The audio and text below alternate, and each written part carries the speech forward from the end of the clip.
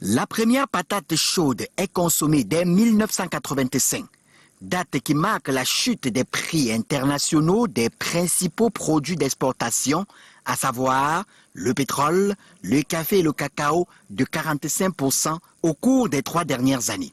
Jusqu'en 1993, le taux de croissance du pays est au rouge.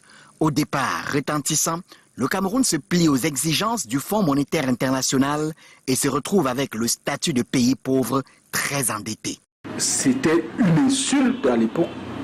Certains vous diront que c'est une insulte, mais ce statut-là a permis plus ou moins, sur le plan de la dette bilatérale avec la France, de renflouer les caisses de l'État. Le plan d'ajustement structurel du Fonds monétaire international impose au Cameroun la baisse des dépenses, la compression des effectifs du personnel, la baisse des salaires, la libéralisation des prix ou encore la privatisation des entreprises.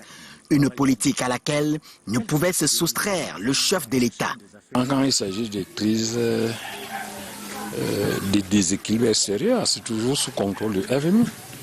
Donc dans ce cas-là, ce n'est pas en fait le gouvernement qui résout la crise, mais c'est le FMI.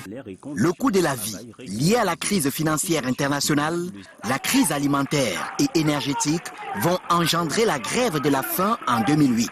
Le gouvernement, 2 ans plus tard, met sur pied le document des stratégies pour la croissance et l'emploi pour la relance de la croissance économique. Les performances, on est au regret de le dire aujourd'hui, c'est un échec total sur toute la ligne, point par point, aucun objectif macro ni micro n'a été atteint. Nous devions tout simplement entreprendre un certain nombre de réformes structurelles, c'est-à-dire repencher notre économie dans le fond, tout simplement. Ça, c'est ce que nous n'avons pas fait. Nous sommes restés dans un chemin, dans la matrice qui a été dessinée par le FMI, c'est-à-dire que la dette que nous devions rembourser devait être muée tout simplement en programme de développement, construction d'infrastructures et autres. Nous sommes restés dans cette logique. Concrètement, le document de stratégie pour la croissance et l'emploi ambitionnait une croissance moyenne de 5,5%, mais s'est finalement trouvé avec un taux moyen compris entre 4 et 4,5%.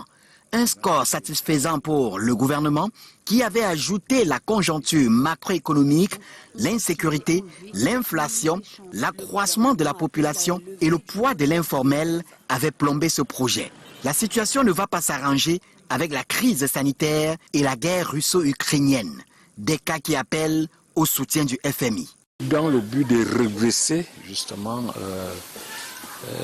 l'équilibre, à savoir réduire le déficit de la balance courante et réduire le volume de l'endettement.